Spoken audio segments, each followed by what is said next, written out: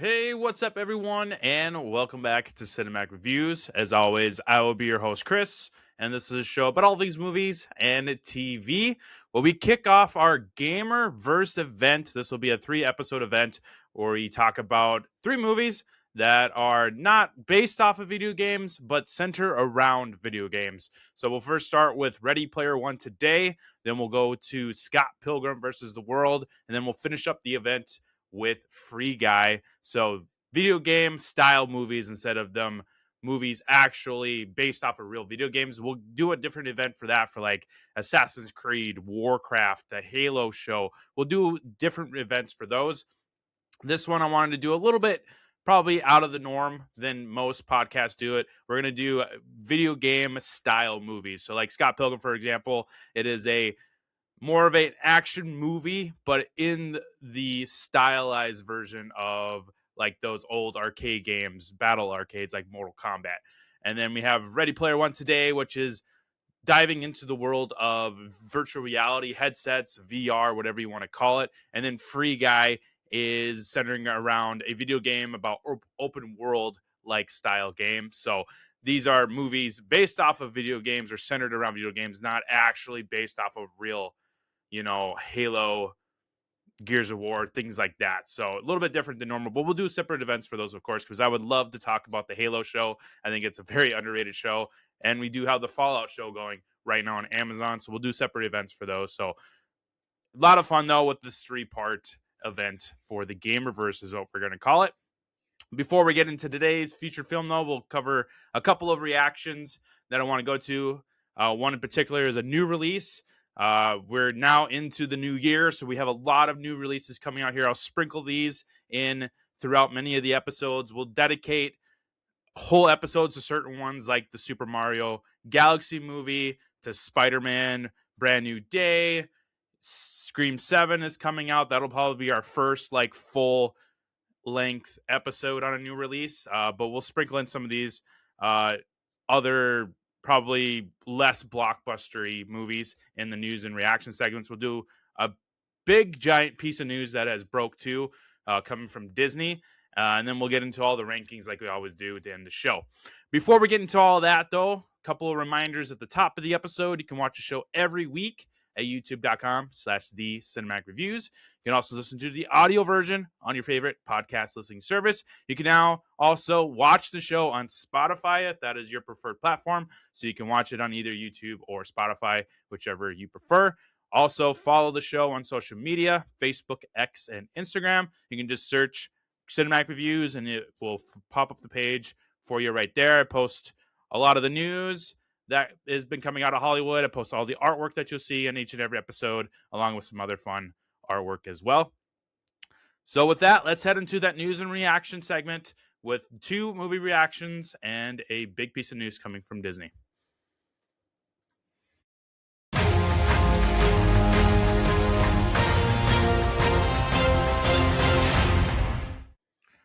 So we're going to start off with the bit of news that I have centering around Disney, and then we'll get into those 2 movie reactions. I was going to save this for the Marvel Friday this week, but as I dig into this a little bit more, it seems to be catching a lot of fire, and we might as well just talk about it now.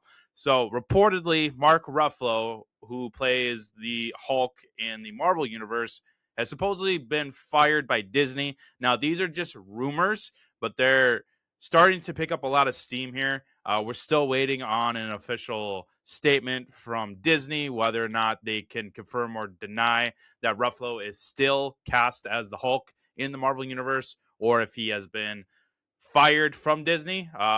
We're also waiting to hear from Mark Ruffalo's representatives as well. As of yesterday, no one has been made any statements, so this is all speculation online. And it sounds like this all stems from, if you remember back last year when Jimmy Kimmel was suspended that for his comments made, political statements made on his show. recently, Mark Ruffalo has made some statements as well regarding the president, the vice president, and the whole political sphere going on right now in the U.S. So that's really where it all sparked. Fans ran to social media speculating that Mark Ruffalo has reportedly been fired after those comments because of what happened to Jimmy Kimmel last year. Again, there's no official word on whether or not Ruffalo has been fired by Disney, but we haven't heard either on if that he hasn't been fired. So we're waiting on official statements. But right now, this is some really hot rumor mill going on line. I mean, looking at Disney's track record when it comes to actors making political statements, they have been known to part ways with them. Ergo, the Mandalorian universe had a couple of actors who, at the time, voiced their political views.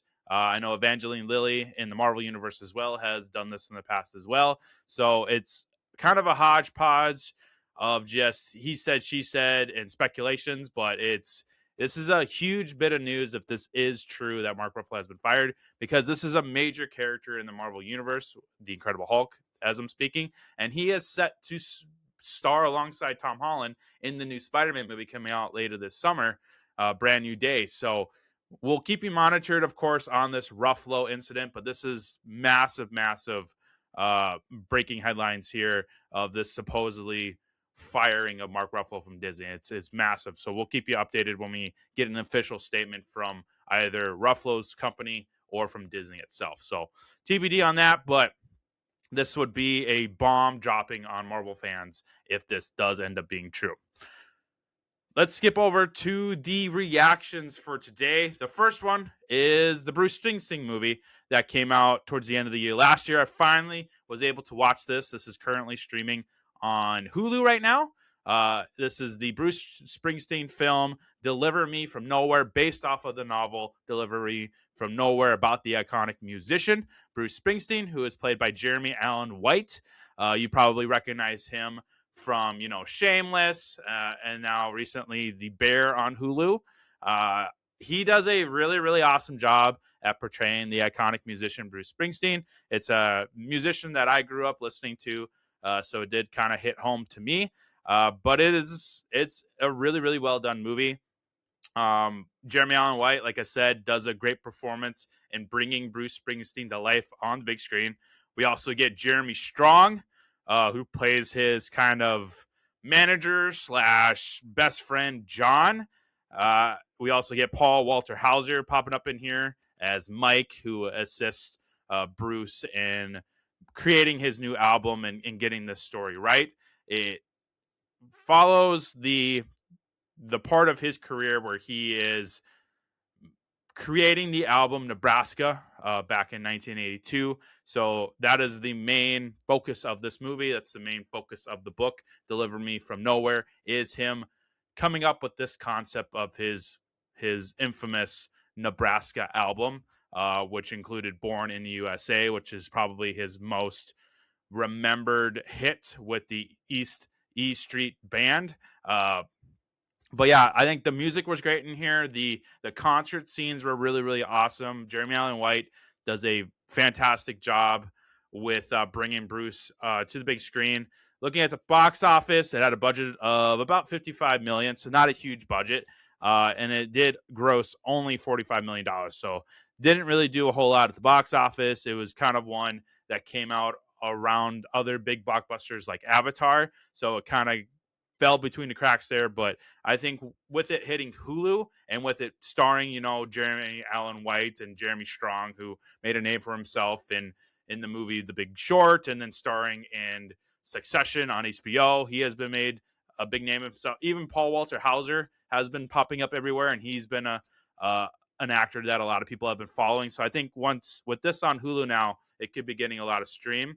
Looking at my popcorn bucket rating for this movie, let me pull this up here. I did give it 3 popcorn buckets on the popcorn bucket scale. It didn't blow my mind, so to speak, but it's still a really, really well-made movie. The music is great. Listening to Jeremy Allen White sing the songs that Bruce did, singing the songs from the Nebraska album, watching him as he struggles through creating this incredible and iconic album back in 1982 was really, really awesome to see on the big screen. So bravo to Jeremy Allen White for bringing Bruce Springsteen onto the screen again. Last year we had Timothy Chalamet do the Bob Dylan movie, which he did a fantastic job too. So we're getting some really good musician centered movies. We have the Michael Jackson film coming out in the next couple of months, so that'll be a big movie this year. Watching his son portray Michael Jackson is going to be awesome. So, but check out Springsteen Delivery for Nowhere today on Hulu, or you can buy it on whatever streaming platform that you have your personal digital library onto. Amazon, Vudu, Apple. It's there to purchase as well. The next reaction today is a new release. It just came out this past weekend, and that is Mercy, starring Chris Pratt and Rebecca Ferguson. This one I was super excited about, and it didn't disappoint.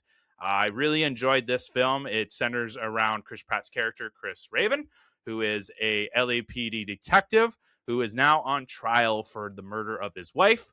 Rebecca Ferguson plays Judge Maddox, who is a AI program that is now what the court system is in this world. They developed this system to be completely unbiased. It plays jury, judge, and executioner, and it's an AI program. So it's pretty in the realm of the world that we are right now with, ChatGPT, with Grok, with Alexa, with Copilot.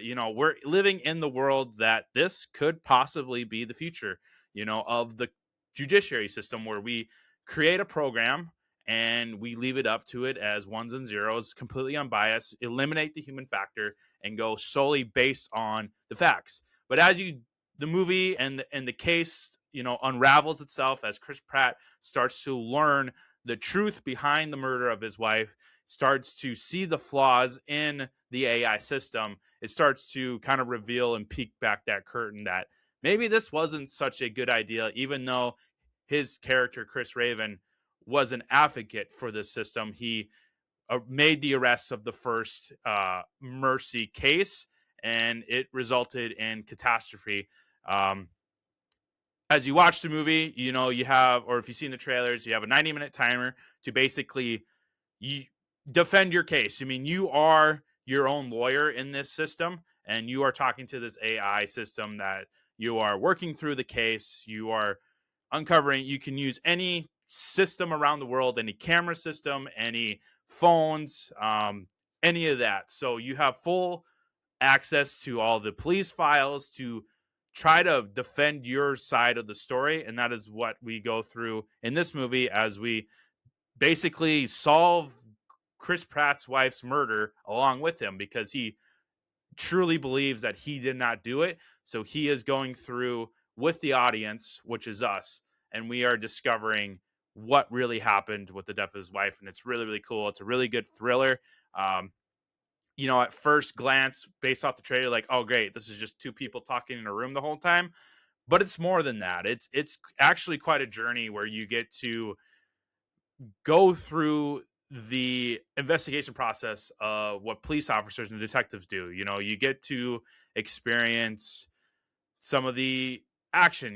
There's shootouts, there's car crashes, there's aerial footage of helicopters and drones, and it's really, really awesome. And I really like how they put this together. I like the concept of it, even though it terrifies the crap out of me about an AI system being our court system now. But it's a really, really interesting concept to have conversations about and dive into a lot. And I think it's a really, really well-made movie. It had a budget of $60 million, and unfortunately, it's only made $13 million right now after its first weekend. So not a great start to it. I guess we'll see how this starts getting to word of mouth, or maybe this is one that will blow up on streaming. You think a big name like Chris Pratt, like Rebecca Ferguson, would attract a lot of people to this. With them being in here, that's what attracted me to it. But it also, the idea, the concept of the movie also attracted me as well, because I love police-centered movies. I love judiciary courtroom movies. We did Training Day and End to Watch on this show, which are one of my favorite movies of all time, ergo being cop films. So this was right up my alley. AI is something that I'm really diving into as both a podcaster and just in my everyday life. I even use it for my day job a lot as well. So this really does have a lot of my interests in here. So that's probably what really attracted me to it as well. But it is a great movie. So definitely go check it out in theaters now. Mercy. I'm sure it's going to end up on some sort of streaming service at one point. Which company? Let's see what company distributed this one. Amazon. So this will be on Amazon Prime pretty shortly here. I'm definitely going to buy this one because I really did enjoy it. Last bit. What did I give it for the popcorn rating? And that is 4 popcorn buckets. Like I said, I really enjoyed it. It's a really fun ride. It's a really good thriller. You get to solve the case alongside Chris Pratt and have your own theories as he's had his own theories and you start to solve this case. So I'm giving it 4 popcorn buckets on the rating scale. Really, really enjoy it. So check out Mercy now in theaters. So that wraps it up for news and reactions. Let's take a little break, and then we'll dive into our featured film of the day, Ready Player One. This episode is brought to you by Dubby Energy. Still drinking energy that quits before you do? Stop crashing, stop shaking, and start performing. Meet Dubby Energy, clean energy made for gamers, creators, and anyone who refuses to slow down. With 0 sugar, no jitters, and no crash, Dubby keeps you locked in whether you're grinding ranked, streaming for hours, or pushing through those late nights. There's no crash, no fade, just gas. Drink different, perform better. Grab Dubby Energy and use code Cinematic10 to get 10% off your order today.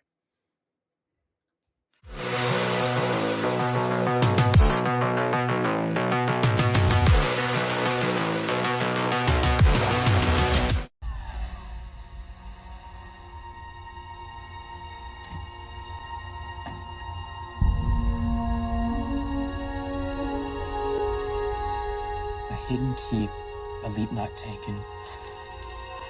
Retrace your steps, escape your past, and the key will be yours at last. What part of your past are you trying to escape, Halliday?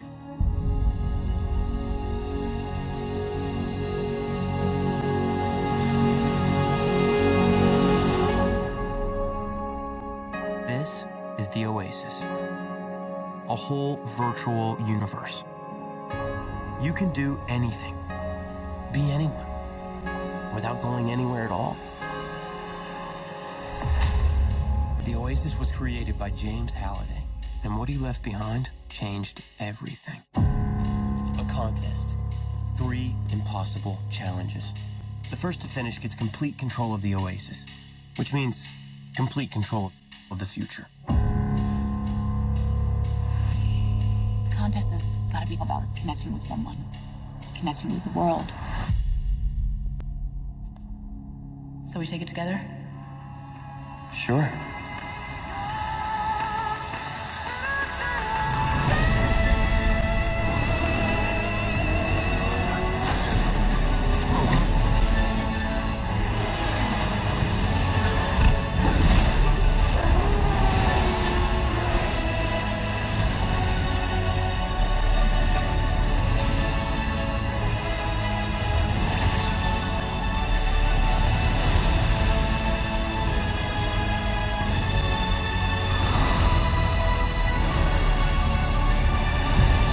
Save the Oasis.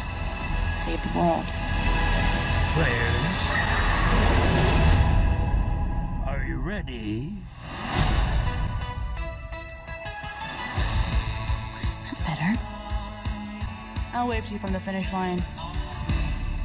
McFly. That went well.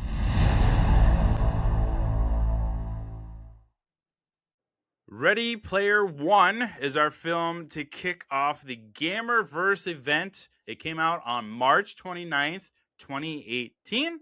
So we're coming up on the 10-year anniversary. We're a couple years off.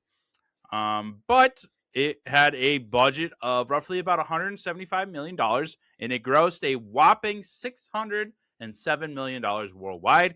Looks like it made 137 million just in the U.S. and Canada. So that is really good. A $41 million haul opening weekend, it looks like. So pretty decent return worldwide. So this was a smash hit back in 2018. If you haven't seen the movie in a while, basically it follows Wade Watson, aka Parzival, played by Ty Sheridan, who I think is a really underrated actor. I know he's not like hit the superstardom yet, but he's been in a lot of projects that I like, and I think he's a great actor. So he is basically our narrator through this whole movie. He is explaining us what the world is right now with this virtual reality game called the Oasis, which is basically everybody's life. You know, you pump in coin into this game and you get stuff in return in real life. So not a whole lot of people have jobs in this movie because everybody is just in the Oasis 24/7, earning coin so that they can buy stuff in the real world, pump some more coin in there so that they can earn more coins in the world. But we do have an antagonist in this movie, and that is IOI, which we'll talk about with Ben Mendelsohn's character here shortly. So the creator, James Halliday of the Oasis, has passed away. His last will and testament included a challenge for everybody that plays the Oasis. It is a challenge regarding 3 keys that one person must collect, and then in return, they win this Easter egg hunt where they get to basically control the Oasis forever. They get sole creative rights to this.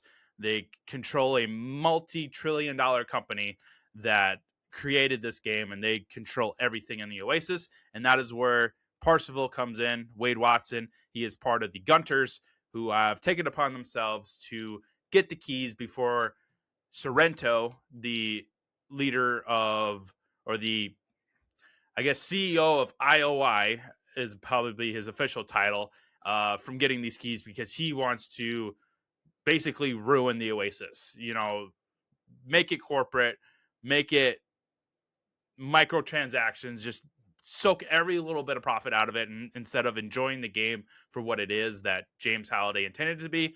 That's where the Gunters, mainly Wade, who is our main focus in this movie, he wants to get these keys so that he can preserve the real purpose behind Oasis, and that is to keep the world connected, let everybody be who they want to be, that they can't be in the real world, but they're able to be in this virtual reality, the Oasis that was created by James Halliday. So that's kind of a quick synopsis of it. We'll dive deeper into the movie as we go on today, but I just kind of wanted to touch up on the cast because I don't think we've really talked about anybody on this list. This is kind of a rare moment on the podcast where, like, this entire cast we haven't really talked about.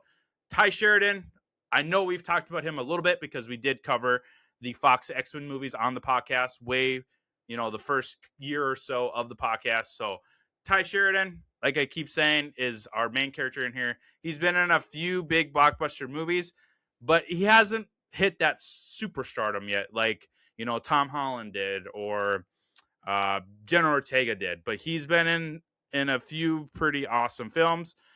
He's X-Men Apocalypse, Ready Player One, Deadpool 2, he was in again in a cameo as Cyclops. He returned again to the X-Men franchise, Dark Phoenix as Cyclops.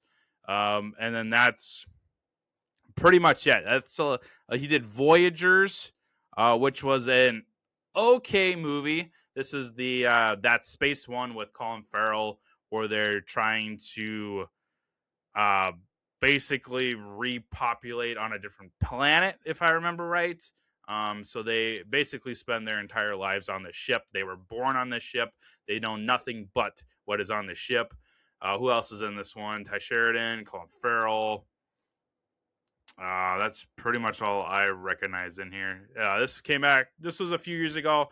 Wasn't a very well-received movie. It was an okay movie. It was an interesting concept, but I never really was in it. What he is mainly known for, at least to me, is, of course, playing Cyclops in the Fox X-Men movies, and then as Parzival in Ready Player One, but I think he's great in here. He's fantastic as the Wade. I love the Wade character. I love the Parsival character, which of course is a kind of homage to Percival, one of the knights of King Arthur's Round Table, which is really cool that he kind of linked that to it.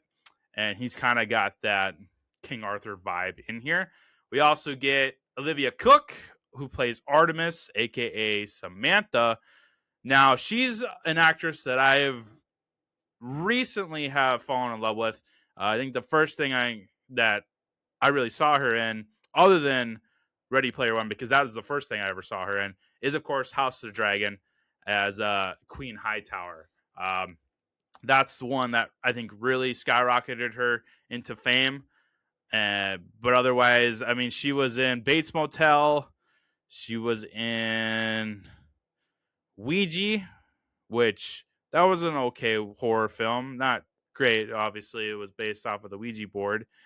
And that's really it. She hasn't really done a whole lot, but she's kind of tied down to House of the Dragon right now. Season 3 should hopefully be coming out here very soon, and she's fantastic in there as Queen Hightower.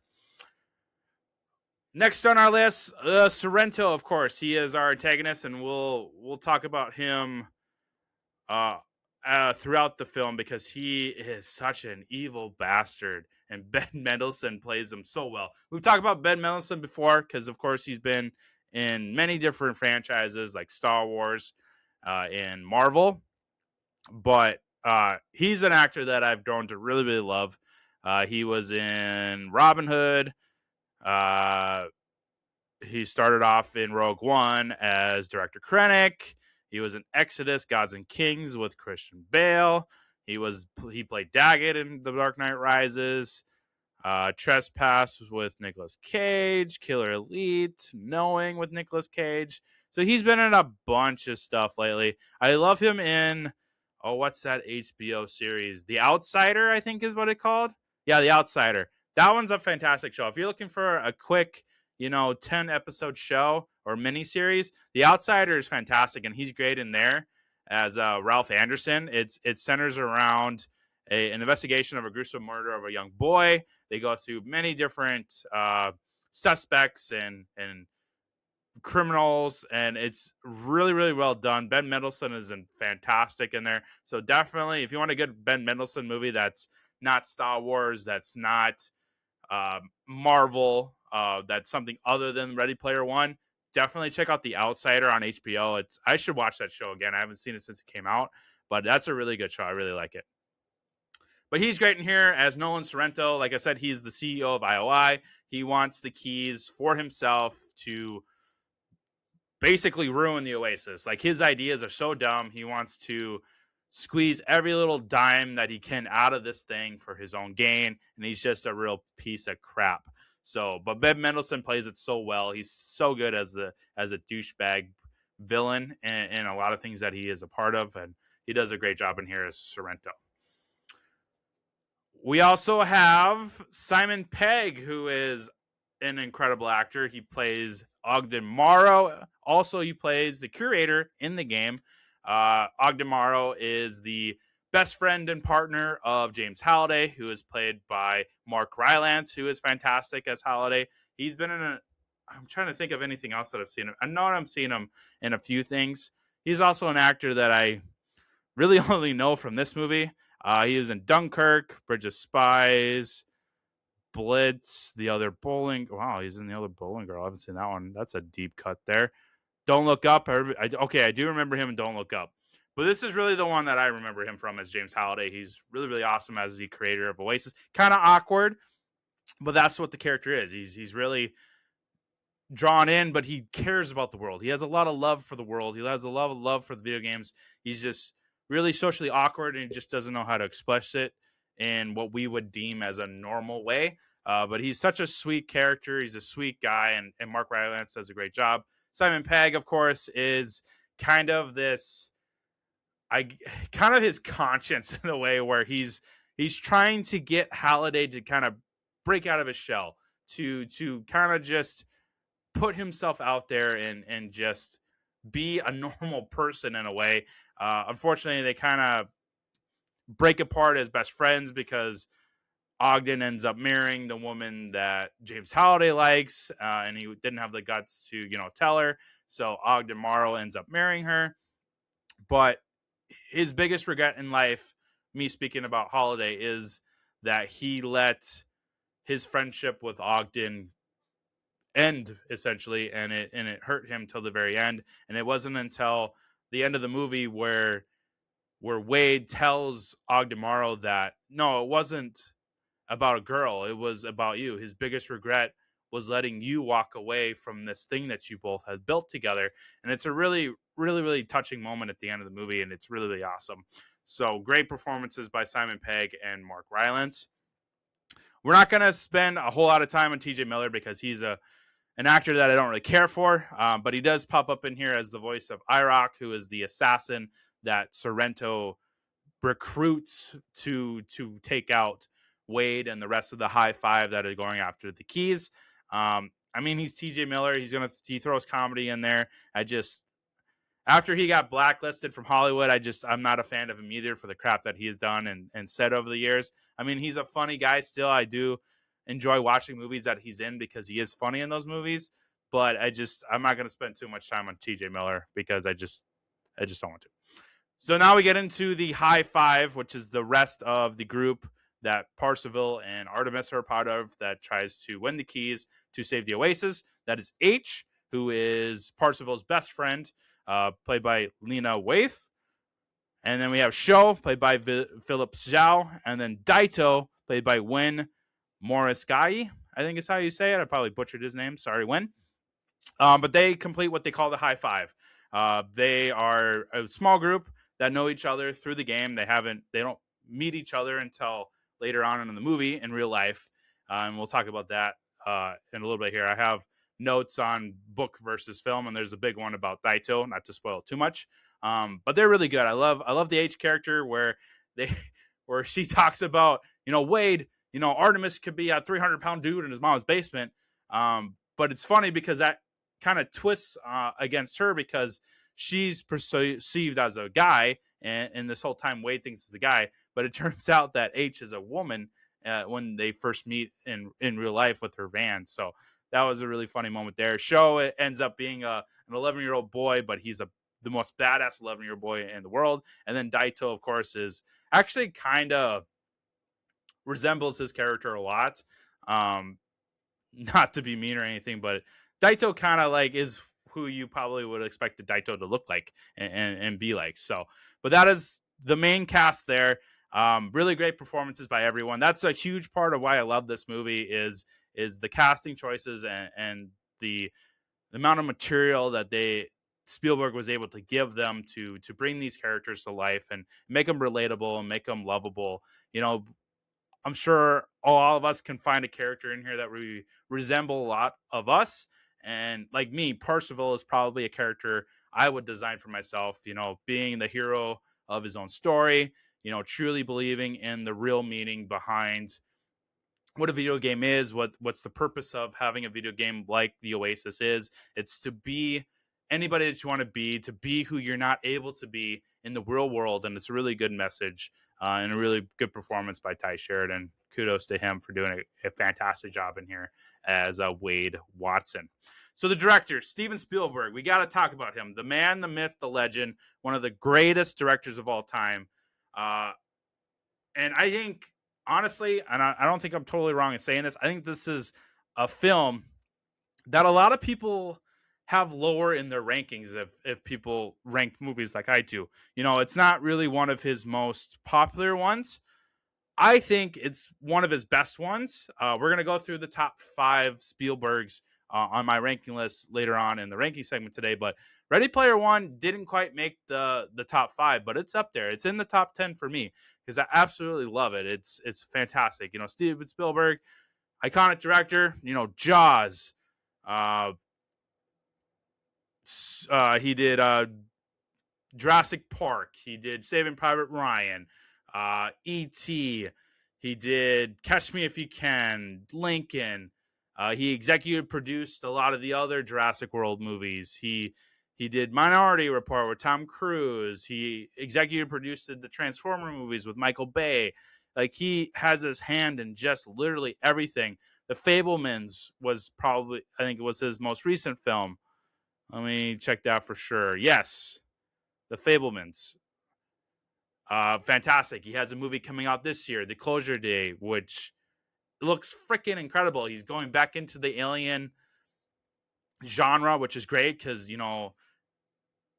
uh, Close Encounters was one of the best alien movies ever. It's just fantastic. And it's great to see him dive back into what everybody grown to love him for, and that is with aliens. E.T. I'm 32 years old now, and E.T. still makes me cry because it's such a fantastic movie about a little alien crashing down to Earth. Like, that's Steven Spielberg is just, he's one of a kind, and we're probably never ever going to get a director as creative, as impressive, and so driven to give the audience the most incredible experience watching a movie. Like, his life is movies, and he does such a great job at trying to reinvent movies, but also to have you remember why we go to the movies, and why it's such a great time in our lives. And it's just really, really awesome and I think this movie only works as well as it did, in my opinion, because Spielberg directed it. I think if in anybody else's hands, this probably wouldn't been as well received or as awesome as I see it is if it was anybody other than Spielberg. Spielberg just has that magic touch to bring this world into our lives, and to make us, throw ourselves into the Oasis and connect with it and relate to it, and he just gives us a really, really awesome experience through a video game. It's really, really cool. Absolutely love Spielberg. We'll dive more into his top 5 later on, but I just wanted to at least mention him, that this movie does not work as well as it did if it wasn't for Spielberg. If it was any other director, I don't see this movie being as awesome as it was. So kudos to Steven Spielberg on taking this on. A big part of this movie is, of course, the pop culture overload, is what I'm calling it, of things in this movie. You have Back to the Future references. You have Batman references. You have Halo, Master Chief's character. I mean, just the avatars alone in this game that you see. There's Chucky. There's Master Chief, like I said. There's Batman and Robin. There's the Ninja Turtles. There's Harley Quinn. They have characters from Overwatch, actual video games in our lives. And it's just, let me see if I can find a list of like all these pop culture. It's like thousands and thousands. Let's see if I can find like a top 100 list of pop culture in Ready Player One. Like, it's so many that I couldn't write down, but I want to get a list. There we go. Here's a long Ghostbusters, Space Invaders, The Muppets, Asteroids, Defender, Galaga, Star Wars, Ferris Bueller, Weird Science, The Breakfast Club, Highlander, Blade Runner, Superman, The Goonies, War Games. This list is, how many are on this list? 195. Godzilla. I mean, you get that awesome moment when Sorrento summons the Mecha Godzilla to go against the Iron Giant, but then you also have the Gundam fighting the Godzilla too, where Daito comes down. It's just crazy. Cowboy and Bebop, The Killer. What else is in here? You have Ultraman, the Rocky Horror Picture Show, Fight Club, The Evil Dead, The Shining, of course, because there's an entire challenge for one of the keys in The Shining. Risky Business, Buck Rogers. Like, there's so many. Rain Man. I mean, what do they not have in here? Dungeons and Dragons, Doctor Who, He-Man. I mean, shout out to the new He-Man movie coming out too. The Simpsons are a reference in here. The A-Team, of course, because they have the A-Team fan. Indiana Jones, Matrix, Lord of the Rings, Clockwork Orange. I already mentioned Back to the Future. Dune, Firefly. Like, the pop culture it's a legit overload of pop culture in this movie, and it makes it awesome. Like I know some people find that as a negative for this movie. I think it helps it. I think it helps you relate to it more. You're pointing out things that you love, and you're like, oh my god, I love this movie because I'm a Ninja Turtle fan. So that watching the Ninja Turtles beat up on people is awesome. Me, I'm a huge Back to the Future guy. So the fact that Parzival is driving the DeLorean from Back to the Future is freaking awesome. And then Artemis calls him McFly. Like I'm just a sucker for that stuff. I love pop culture references in other movies. So like this movie was like made for me. It's like Steven Spielberg went into my brain and go, what does Chris like? He likes all this shit. He likes thousands of pop culture references. He likes doing, the Leo Point meme that everybody loves. Like it is an overload. I will admit that, and it's of course you can argue, and it's a valid point that it is too much. He could have put way more in there. It could have been every single scene. He could have put 100 things in there, and I still would have loved this movie. It's truly an overload, and I do understand that it is too much for some people, but it's not for me, and that's just me. I'm weird like that.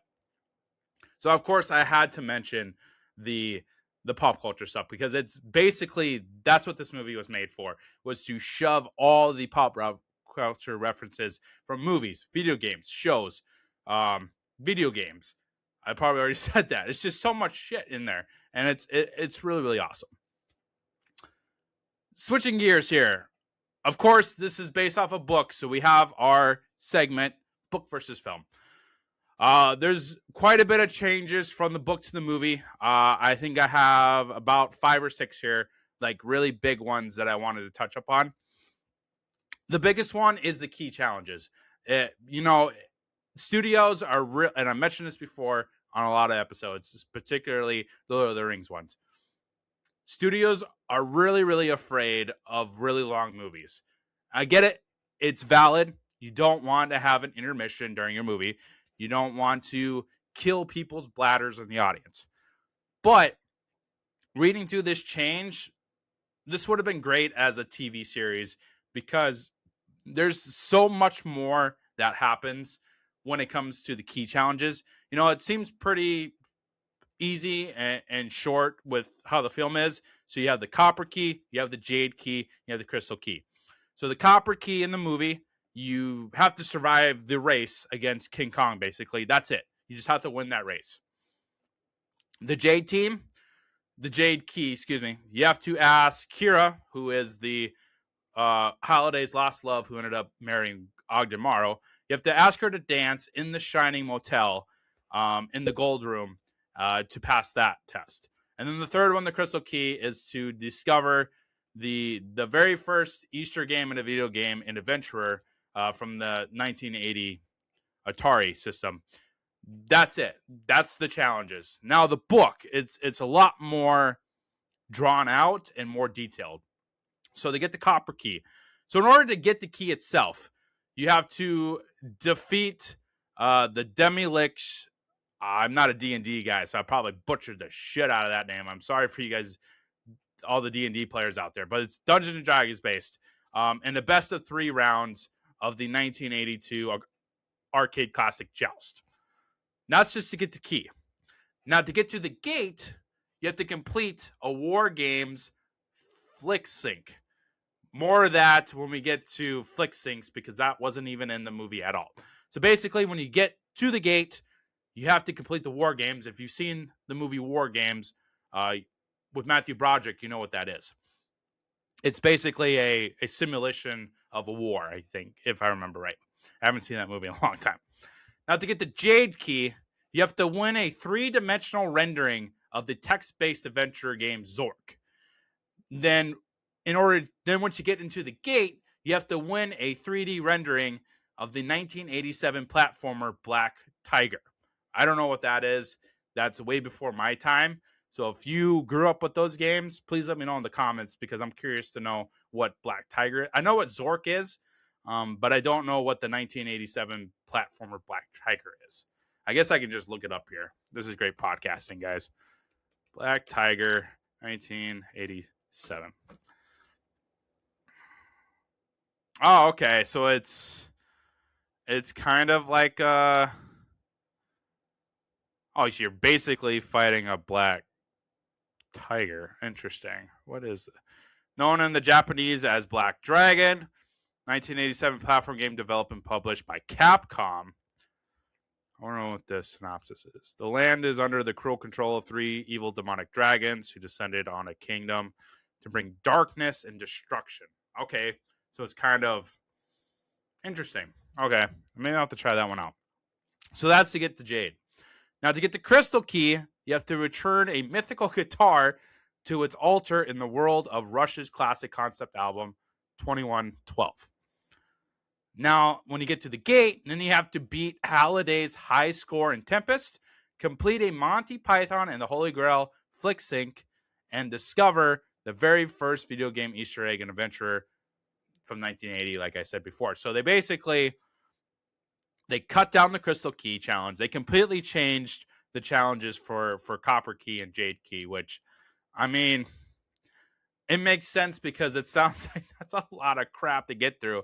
Because once Parsival puts the keys into the gates at the same time, you win the contest. You get to meet Halliday.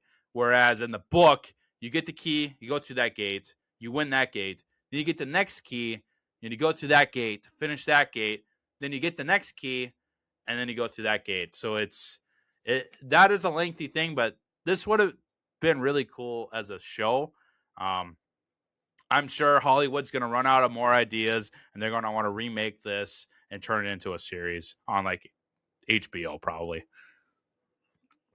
But I do like the shrunk down version. I think the race is awesome. You know, him driving around in the DeLorean, dodging T-Rexes and King Kong, and you get to see all the different vehicles from Batman 1966. Artemis is driving this really cool bike. You get all sorts of different vehicles from pop culture, so that was really cool. And then the dance was really cool because you get to go to The Shining. You get to go to the Overlook Hotel in The Shining, which is fantastic. So I really do like the decision to shrink it down to those three challenges. But I mean, the book seems pretty interesting too. So I'm curious what that would have looked like on screen. The next big difference is the absence of flick syncs. So one of the most memorable aspects of the book left out of Spielberg's Ready Player One are flick syncs. These are standalone simulations drop users into a movie and makes them play through it as the protagonist, requiring them to perform all of their dialogue and actions on cue. In the novel, the Copper and Crystal Gates force players to play through war games and Monty Python and the Holy Grail, respectively, like I already mentioned. They kind of do that in The Shining, but they do change it up a little bit. But basically, what they do in The Shining is a form of flick sync. So they kind of have it in the movie, but they don't like make them go into Jack Nicholson's place in the movie and roll through it. It's a little bit different.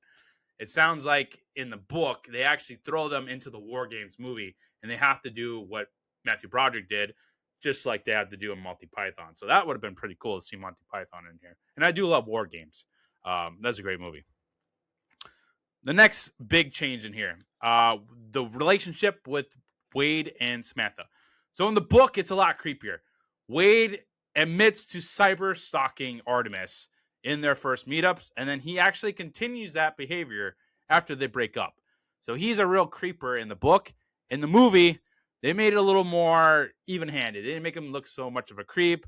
They both kind of had feelings for each other, and they were both kind of, not really obsessed, but into each other. Whereas the book, it sounds like Wade was like a creeper on Artemis and just couldn't let her go. So that was a nice change because that would have been really, really bad for the character in the movie. Next, we have the Underground Rebellion. So in the film, Wade's plan is to basically infiltrate IOI to save Samantha after she was captured. He does this really haphazardly, and it just really goes out of control. But this does allow Wade and Samantha to meet each other sooner in the story. It's not until like the very end of the book where they get to meet each other in real life. So most of the book, they're interacting with their avatars, whereas in the movie, it's kind of like probably the halfway point or a little sooner than the halfway point where they actually meet each other in real life. Um, in the book, like I already kind of explained it, that doesn't happen in the book. This probably spawns from Wade's mission to infiltrate the IOI headquarters to sabotage their shield. And then, like I said, Wade and Samantha don't meet in real life till the very end of the book. So they really did change that. And then the last one, this is a huge one. Actually, a member of the High Five dies in the book. In the book, Daito is killed by Nolan Sorrento. In the film, Daito avoids death and actually enjoys the billions of dollars from being a part owner of the gregarious gaming systems that they win at the end. So that is a huge change. I never read the book. I don't have experience with the book, so I'm not attached to that. But I have to imagine that a lot of people were pissed off that they changed that from the book, because I'm sure that's a really heartfelt part of the book, of having one of the High Five deaths. And it being Daito, that really sucks. So that was an interesting choice not to have it in there. But that's Spielberg for you. He wants you to have a happy experience. He wants the heroes all to win. So having Daito die in the movie is probably not what his vision was for this movie. So, but that's a huge change. So those are the top changes that I found. Like I said, there's a lot more that you can dive into online, but I wanted to at least grab those because those seem like they were the biggest ones for sure. Before we get into iconic scenes, favorite quotes, and fun facts, let's talk about the possibility of Ready Player 2. So I want to say back in 2023, 2024, I think, Spielberg talked about doing Ready Player 2, and he had an idea for it. Now I want to see what exactly is the update on that. Ready Player 2, published in 2020, is a sequel to the 2011 debut novel, Ready Player 1. Will there ever be a movie? Ready Player 2 is in development. This is as of 2024. Spielberg did confirm that it is in development. He also announced that he would only serve as producer. He stated, "We're in the discovery phase, trying to figure out what's next." I don't like that. I want him to be the director. Let's see if there isn't any update. This is about 2 years ago. No, just the same one. Back in March, he confirmed Ready Player 2 is in development, won't be returning as director. Yeah, I guess we'll see. It's going to really depend on who the director is. I don't like the fact that he won't be returning, but I get it. He's got other projects going on. Like I said, he's got Disclosure Day coming out this year. I'm sure he's working on another film already. I was really hoping that he was going to direct the sequel. I guess we'll see who taps as director. Maybe they'll do a good job, but this is going to be hard to follow up because I really do like this movie. It's really, really awesome. I mean, I would love a sequel just because I want to see these characters again, but if Spielberg's not a part of it, it doesn't make me excited about this. It really sucks. So TBD on Ready Player 2.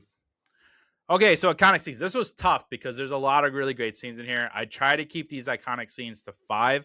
And as a reminder, iconic scenes, what I mean is when you hear the title of the movie, when you hear Ready Player 1, what's a scene that comes to your mind first? Like, what is the iconic scene that everybody talks about, that everybody thinks about?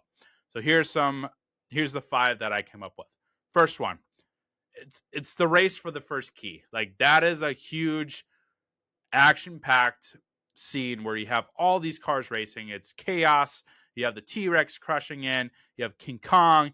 And then once Wade figures out that you have to go backwards, you get to see his perspective underneath the track going backwards while everybody else is getting smashed to death up top. It's a really, really awesome. And the fact that he's driving the DeLorean from Back to the Future is incredible. It's so awesome. So that's the first scene. Then we have Z and Artie, Parzival and Artemis, that's their nicknames that they came up with each other, versus the IOI at the dance club. This is a really cool scene. I love the effect of when they're dancing in the club. It's like zero gravity, and you get like Artemis's really cool bright red colors from her dress. You have Parzival throw down the disco dance floor. So they're doing the disco for a second there in the air. But it's a really cool action sequence too, because IOI coming in to the club from all sides. There's a lot of firing. They get hit a lot. He ends up using what he calls the Zemeckis cube, obviously named by Robert Zemeckis, where it freezes. It not only freezes time, but it reverses it like, what do you say, like 30 seconds or something. So it allows them to escape before IOI comes back in here. So that's a really cool action sequence there. And we have H terrorized in the Shining scene. This is great because you have H, who's never seen The Shining, going into all the rooms. And as a person that has seen The Shining 100 times, you're like, don't go into that room. Oh, don't go in there. Don't go there. Don't open up the elevator because the pool of blood is going to come splashing out. So it's a really cool way to watch The Shining, but not watch The Shining. They did a really good job at recreating that. So kudos to Spielberg on that. And we have that big battle for the Oasis on the snow planet, which is awesome. You get the Mechagodzilla, you get the Iron Giant, you get the Gundam soldier, you get Parzival driving around in the DeLorean, shooting guns, shooting rockets, throwing grenades. You have all these thousands of characters. You have the Ninja Turtles, you have Batman, you have Batgirl, you have all these Master Chiefs. It's really, really cool, and I love the part where Spielberg decides to jump back and forth between real life and the game. So you have like a good one. I think the first one that comes to mind is the Ninja Turtle scene where you have the 4 Ninja Turtles fighting, but then it switches over to the 4 people controlling those, and they're like in the street. Like there's like everybody is just in the streets playing this game, trying to save the Oasis.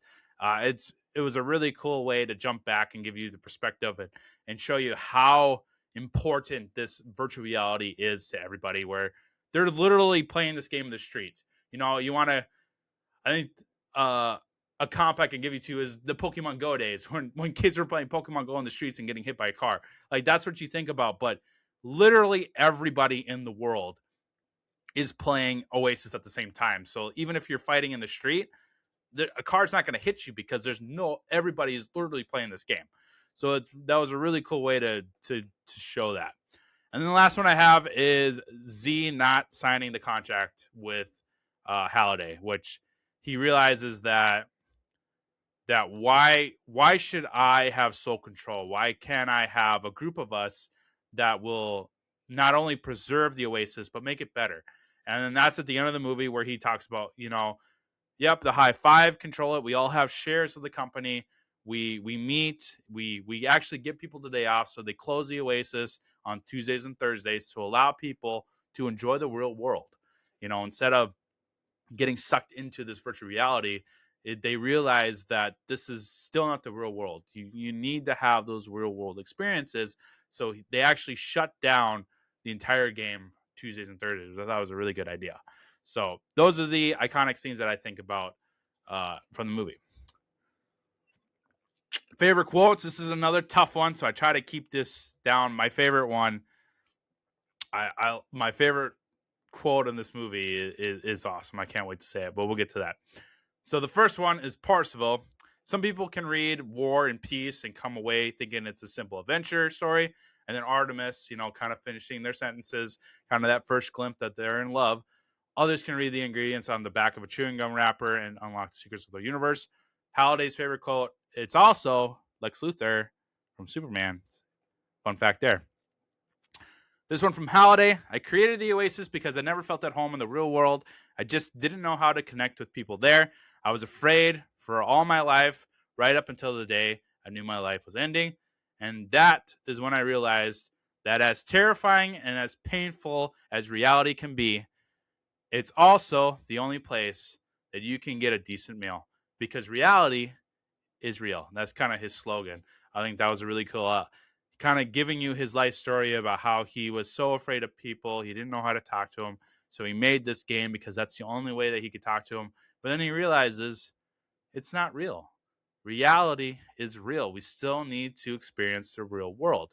So I thought that was great.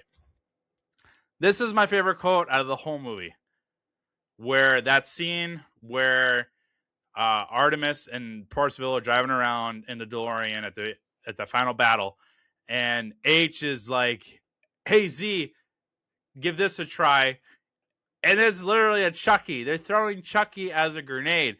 So they throw Chucky at a Sixer, which are the soldiers of IOI, and he goes, "It's fucking Chucky!"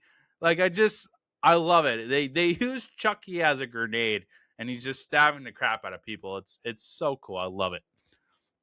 A couple more from Parsifal here. People come to the Oasis for all the things they can do, but they stay for all the things they can be. I mean, that's the slogan for every video gamer. You know, they play video games because they can be someone that they're not. They can be a soldier. They can be a cop. They can be Mario saving Princess Peach. Like, it's really, really cool. Probably the quote of the movie: "First to the key, first to the egg." And then this one from Halliday: "Maybe we should stop talking about it and start showing it. If you all want to reach under your seats, you'll find there's nothing there, but we will give you a headset." That scene where they're presenting the Oasis for the first time and he's kind of doing his Oprah moment. I thought that was really cool. It was a really good way of showing that Halliday is actually a really awesome person. He's a really funny person. He's really down to earth. He likes goofing off, but he's really, really smart. So I love that line because it really shows you the real Halliday. He's goofy. He likes to have a fun time. He actually loves people. He just has a hard time connecting with them and talking to them because he's just kind of socially awkward. But I love that line. Fun facts. I tried to keep this one short. There was a lot of fun facts about like all the pop culture stuff in here, so I had to weed throughout all of those. But these are the ones I found really interesting. In an interview, Steven Spielberg said this was the third most difficult movie he has ever made in his career, behind Jaws and Saving Private Ryan. If you know the behind the scenes of Jaws and Saving Private Ryan, those sets were hell. He had fun, of course, making those movies. This is one of his most famous movies ever. But he said it was very difficult on the set. So the fact that this is the third difficult, that's really impressive that he pulled it off. Artemis uses the M41A pulse rifle from the film Aliens as their primary weapon in the Oasis. I thought that was pretty cool. I wanted to mention that. Another pop culture reference, Aliens. Parsifal's belt in the Oasis has the Thundercats logo on it. The belt itself is the same style as Han Solo's. That's pretty cool. During filming, Spielberg donned a virtual reality headset and wandered the virtual sets with a virtual camera, lying on the floor to check out camera angles and set up shots. He marveled, "This is crazy." So he actually put on the Oasis headset and like visualized what it would look like. That's Steven Spielberg for you. He wants to give you the most accurate and most authentic experience ever. I love it. Sir Christopher Nolan, Robert Zemeckis, Matthew Vaughn, Sir Peter Jackson, and Edgar Wright were all considered to direct this film, but the ultimate went Steven Spielberg, of course. Nolan's would have been interesting. I think he would have had way too many like twists and stuff. It probably would have looked a lot like Inception. Zemeckis would have been interesting. I think his would have been probably more of a Back to the Future vibe. Matthew Vaughn probably would have had a lot more slow-mo action in there. He's kind of like Zack Snyder, where he likes the slow-mo stuff. Peter Jackson would have been interesting. I mean, he did a really good job at Lord of the Rings. So he has experience in adapting books. So I think he would have had an interesting take on this movie. He probably would have did the 3.5 hour long version of this movie where he actually go through all the keys and all the gates. That's probably what he would have fought for. And then Edgar Wright would have been interesting too. It probably would have had more of a Scott Pilgrim versus the World vibe, I think, where you have like say Michael Cera plays Parsifal, and it's just a little bit different, but kind of I think Scott Pilgrim versus the World is a really good comp to his version of this movie. It would have basically been Scott Pilgrim versus the World. Nolan Sorrento's Avatar, The Boss Man, is based on Senator Armstrong in the video game Metal Gear Revengeance. I thought I recognized The Boss Man, but he doesn't use an avatar name in there, which is interesting. He uses his name Sorrento. Michael Keaton was considered for J.D. Holiday, which I like Mark Rylance, but Michael Keaton would have been really cool if they could have gotten that. That would have been really cool. No no offense to Mark Rylance, but Michael Keaton is the man. Now I would have really liked to see his version of Halliday. The film involves finding Easter eggs, which are hidden references, of course, and the film itself opened on Easter weekend. So, fun fact there. VR didn't just help the filmmakers plan the virtual environments, they also got a digital preview of the physical sets they plan to build. So, before a single hammer struck a nail, the team conjured virtual walkthroughs of planned real world sets, such as Villainous, Nolan Sorrento's office, or the IOI rig room. Um, that's really cool that they actually like planned it out virtually and then they went and built the sets. I love that. Then the last one, 5 of the avatars shown in the movie were chosen in an online contest. I wasn't able to find out which 5. Maybe I'll do a quick search here because why not?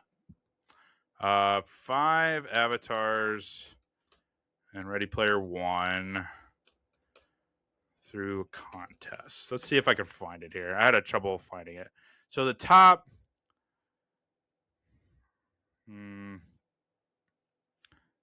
Yeah, I couldn't find.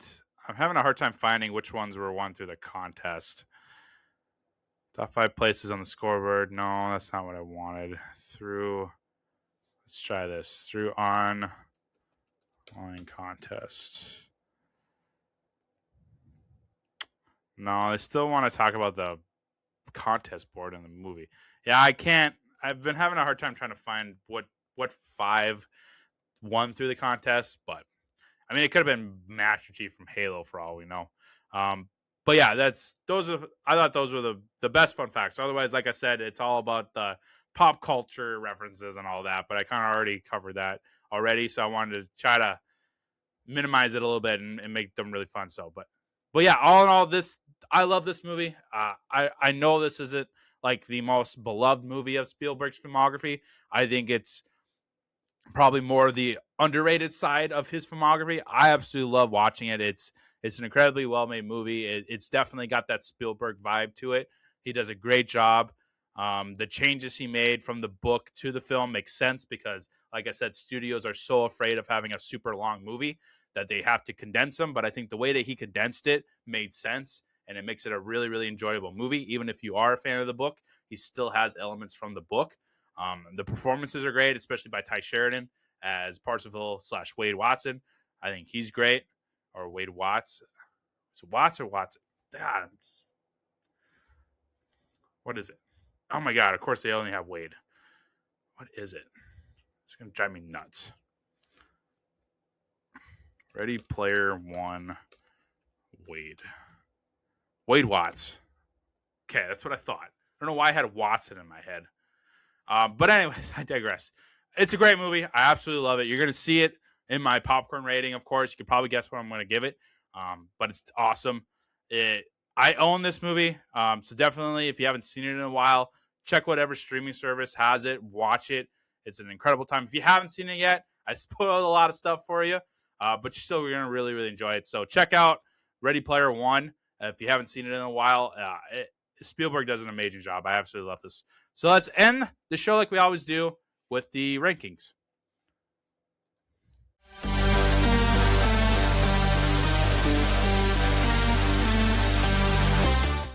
So first up, we have the top 5 Steven Spielberg films. Number 1, Jurassic Park, the original Jurassic Park. I mean, in my opinion, I know Jaws is probably like a lot of people's favorite. I think Jurassic Park is his best. I think it's so unique. It was like lightning in a bottle. The technology that he had to do to bring these dinosaurs to life were amazing. I just absolutely love it. Jurassic Park, number 1 for sure. Number 2, it's a little bit of a biased pick, and it's more so on my opinion, but I do think it's his second best film, E.T., the Extraterrestrial. Absolutely love E.T. Such an adorable, incredibly well-made movie, centered around an alien, stranded on Earth, makes friends, and then has to phone home. So perfect. 3, this is where I put Jaws. Now, I'm sure a lot of people are getting pissed off at me because it's not in 1 or 2, but it is for 3 for me. But Jaws is so iconic. It's such a monumental point in Hollywood where Spielberg changed movies forever.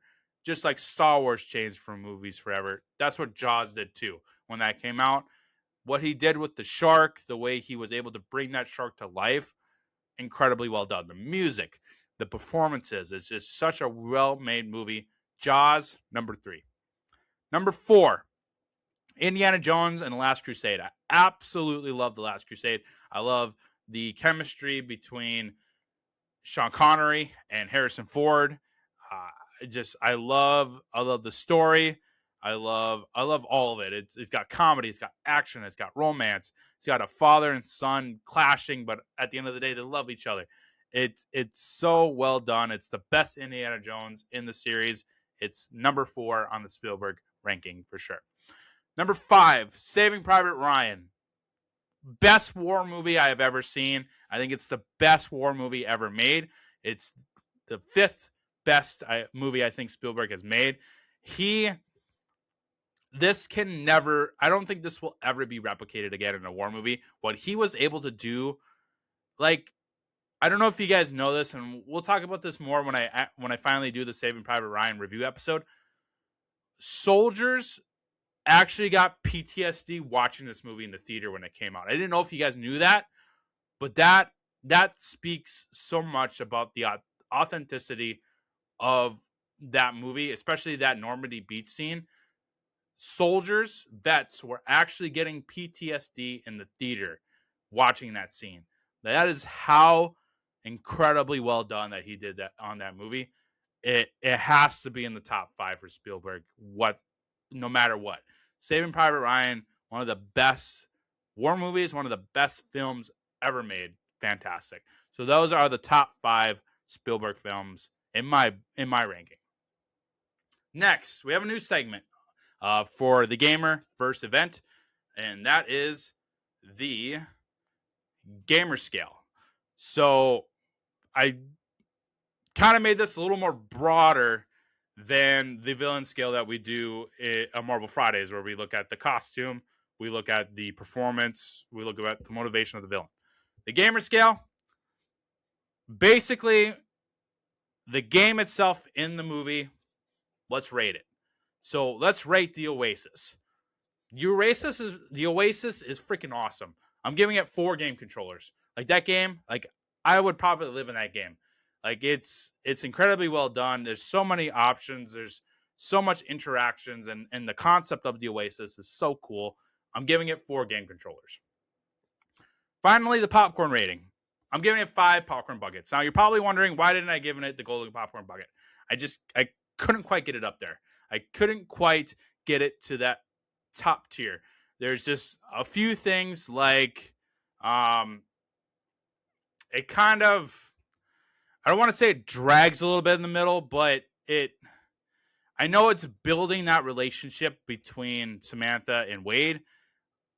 I kind of would like that a little bit shorter. I think the Sorrento villain could have been a little more expanded. Give Ben Mendelsohn a little bit more to work with. Not that it was terrible performance. It was a great performance. It was a good villain, but I think the Sorrento villain could have been better. And the fact that it has TJ Miller in here, I can't give it a golden popcorn bucket with it having TJ Miller. Aside from Deadpool.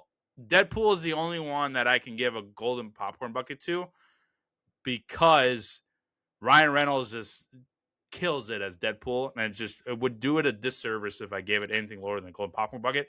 But in this concept, it probably sounds a little hypocritical, but this is how my brain works. Mainly, it's the Sorrento villain. I would have wanted a little bit more from him. So that's why I couldn't quite get it up to golden popcorn bucket, but 5 popcorn buckets is still really, really awesome. So I still love this movie. I couldn't quite get to that top tier. I wanted a little bit more from Ben Mendelsohn as Sorrento. So that's going to do it for today's episode. Marvel Friday coming out on Friday. We're going to kick off Phase 3 with Captain America, the Civil War. One of my favorite Marvel movies is coming up. And then we're actually going to take a little break. We're going to go out of order a little bit, because Wonder Man, the 8-episode series on Disney Plus, has dropped. They dropped all 8 episodes on one day. This is the newest hero to be introduced into the Marvel world. So we're gonna, once we do Captain Marvel on Friday, we're gonna take a little break. We're gonna do Wonder Man next Friday, and then we'll get back to the chronological order the week after with Doctor Strange. So we'll kind of go out a little over order. We'll do the same thing when Daredevil Born Again season 2 comes out, and then when Spider-Man Brand New Day comes out. We'll kind of go out of order, and then we'll go back into the chronological order based on theater release, like we have been doing. So we'll kind of go a little bit out of order a few times this year, but we'll do Captain America on Friday. Super excited to talk about Civil War. And then, like I said, episode 2 of the Gamerverse event will be Scott Pilgrim versus the World. So that'll come out next week at some point as well. Going to dive into Edgar Wright's film. Super excited. I love Scott Pilgrim. So with that, follow the show. Check out the social media pages to keep up with the show as well. And we will see you all next time.